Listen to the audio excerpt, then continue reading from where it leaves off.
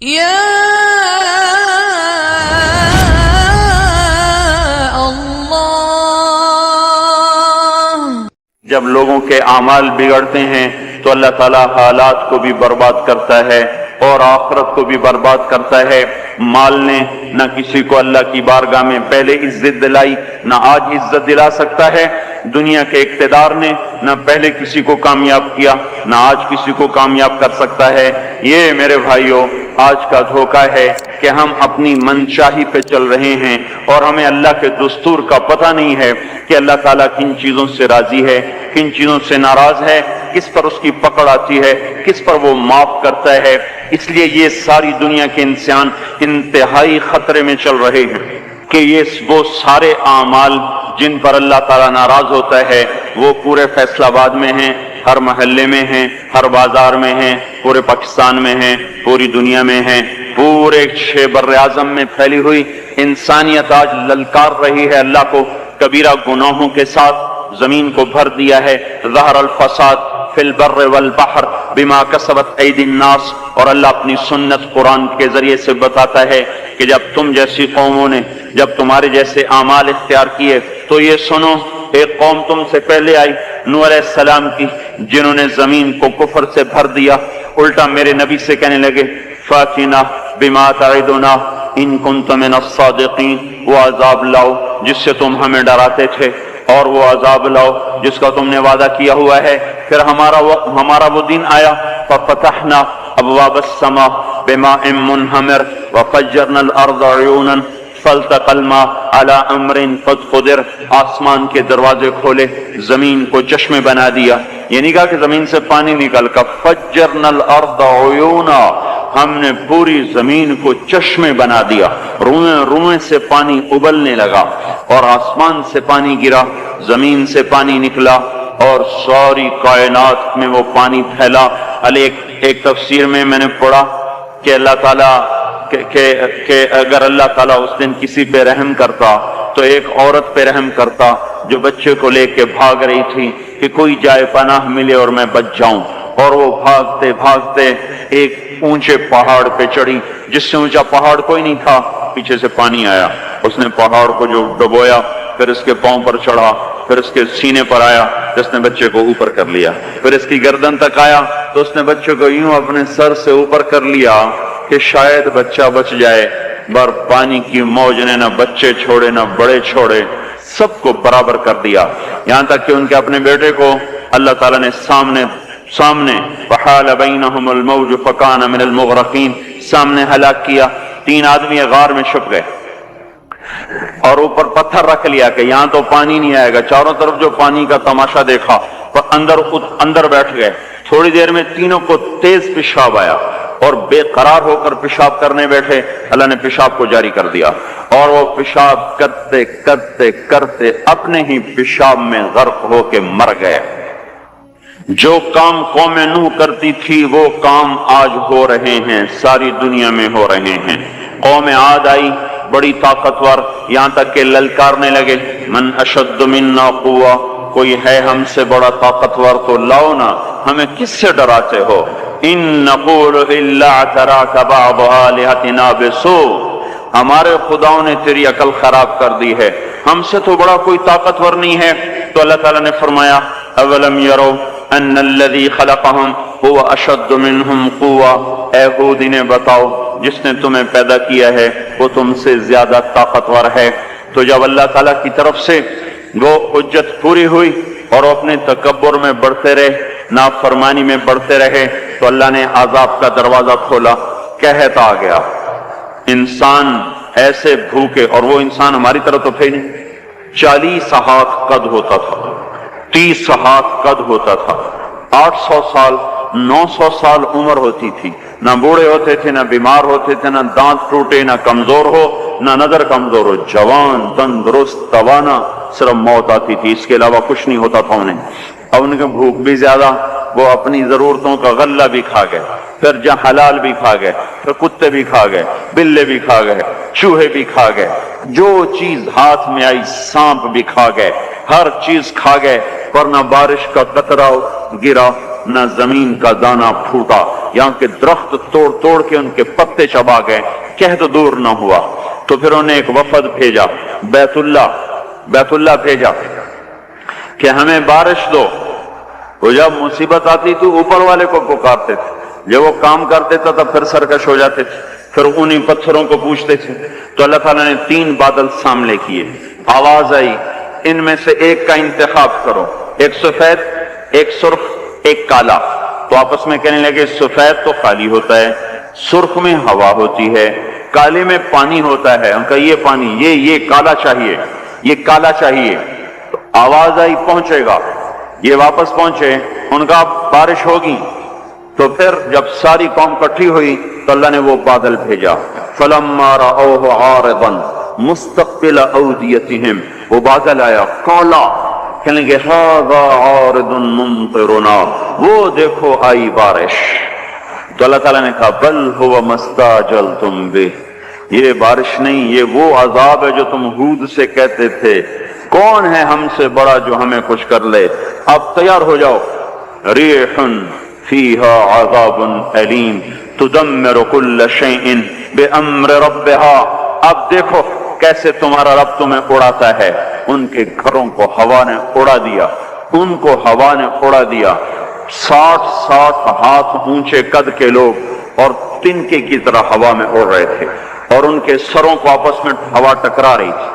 وہ گھومتے تھے سر ٹکراتے تھے، گھومتے تھے سر ٹکراتے تھے۔ بعض لوگ بھاگ کے غاروں میں چھپ گئے تو ہوا کا بگولا ایسے زوردار طریقے کے ساتھ غار کے اندر جاتا اور پھر ایک دھماکے کے ساتھ ان کو باہر نکالتا، پھر ان کو ہوا میں اچھال دیتا گیند کی طرح، پھر ان کے سر آپس میں ٹکراتے ٹکراتے ٹکراتے ان کی کھوپڑیاں پھٹ گئیں اور ان کے بھیجے ان کے چہروں پہ نکل آئے، اور پھر اللہ نے الٹا کے ان کو زمین پر مارا، سر الگ ہو گیا، دھڑ الگ ہو گیا۔ پھر اللہ نے للکار کے پوچھا فَهَلْ تَرَى لَهُم مِّن بَاقِيَةٍ، کوئی ہے باقی تو دکھاؤ کہ اس کا بھی صفایا کر دوں۔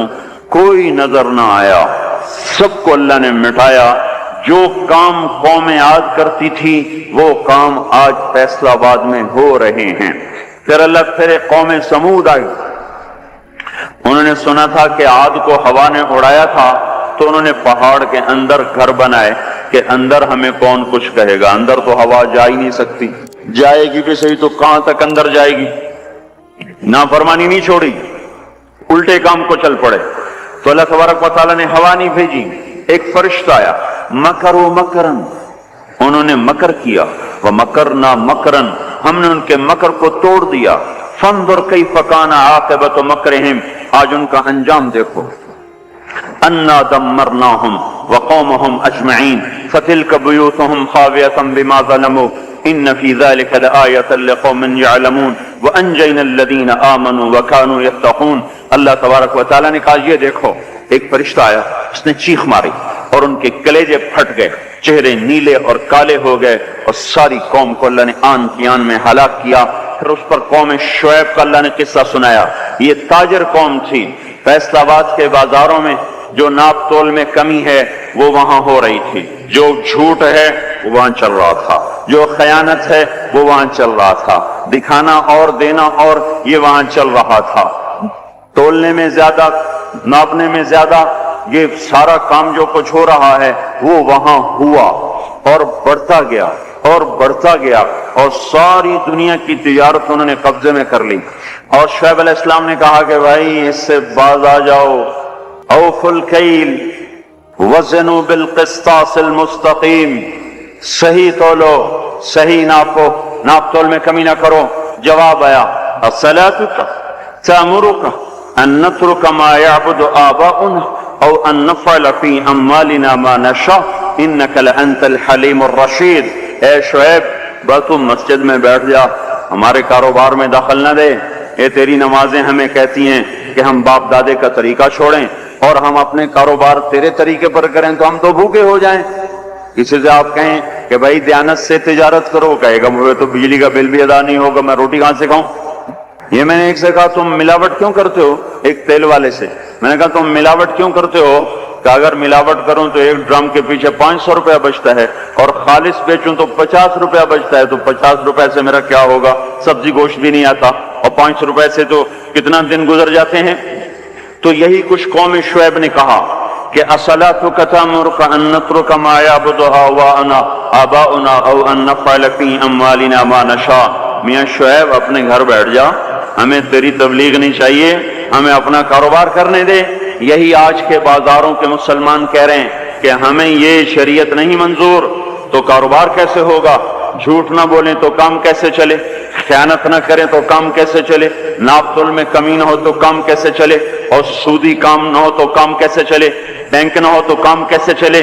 یہ سارے اعتراضات جو آج کے تاجر کرتے ہیں یا دکاندار کرتے ہیں، یہ سارے اعتراضات شعیب علیہ السلام کی قوم نے کیے کہ پھر کاروبار کیسے چلے گا، پھر منڈیاں کیسے چلیں گی، پھر تجارت کیسے چلے گی.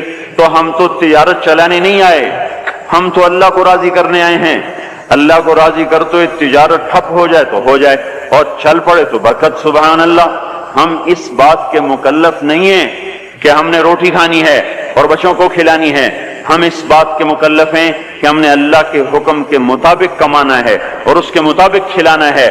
اس میں کچھ بچے گا کھلائیں گے، نہیں بچے گا فرقہ کریں گے. بچوں کو بھی کہیں گے تمہارا باپ تمہیں نہیں دے سکتا، میں تمہاری خاطر دوزخ کی آگ کو برداشت نہیں کر سکتا.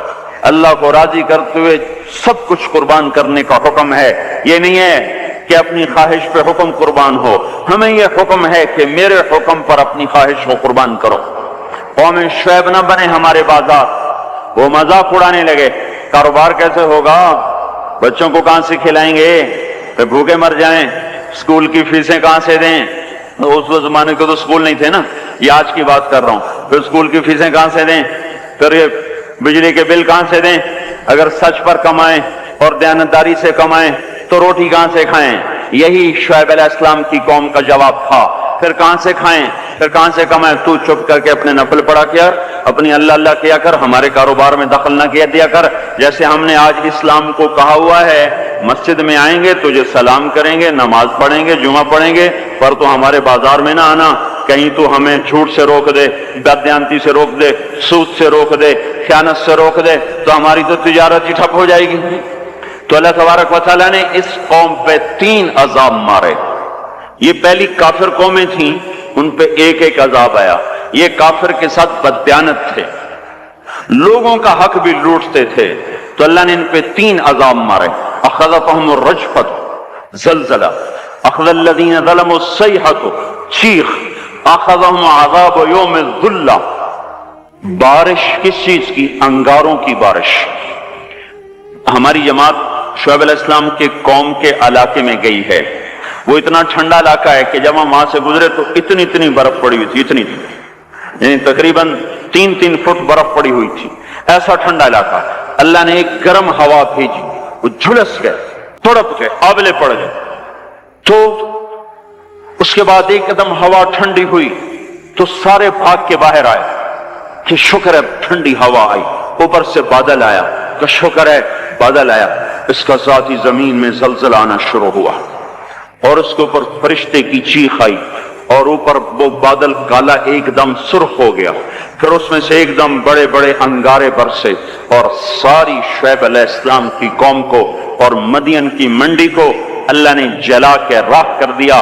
اگر یہ بازاروں والے توبہ نہیں کریں گے تو مجھے ڈر ہے کہ کہیں ان منڈیوں پر بھی وہ انگارے نہ برس جائیں جو مدین کی قوم پہ برسے تھے.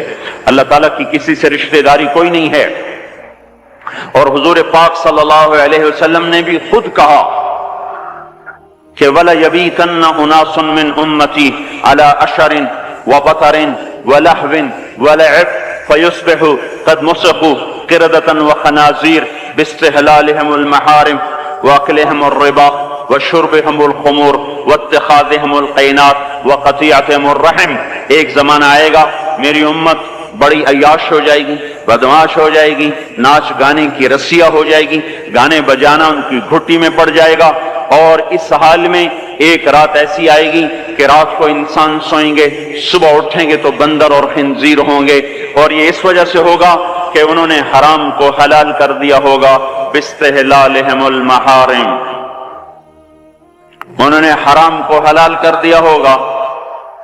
وَأَكْلِهِمُ الرِّبَا، اور سود کو ڈٹ کے کھاتے ہوں گے. वलुब्सुहुम अलहरीर, और मर्द रेशम पहनेंगे, सोने की अंगूठियां, सोने की चेनें नौजवानों ने गले में लटकाई हुई, सोने की चेन, सोने की अंगूठी। ये कौन सी लज्जत है इस अंगूठी के पहनने में, जो अल्लाह को भी ललकारा हुआ है और उसके रसूल को भी ललकारा हुआ है। आपने एक दफा इरशाद फरमाया, काश मेरी उम्मत के नौजवान रेशम इस्तेमाल और सोना इस्तेमाल न करें। या लैत उम्मती लम तलबस ज़हब, काश कि मेरी उम्मत सोने का इस्तेमाल मत करे।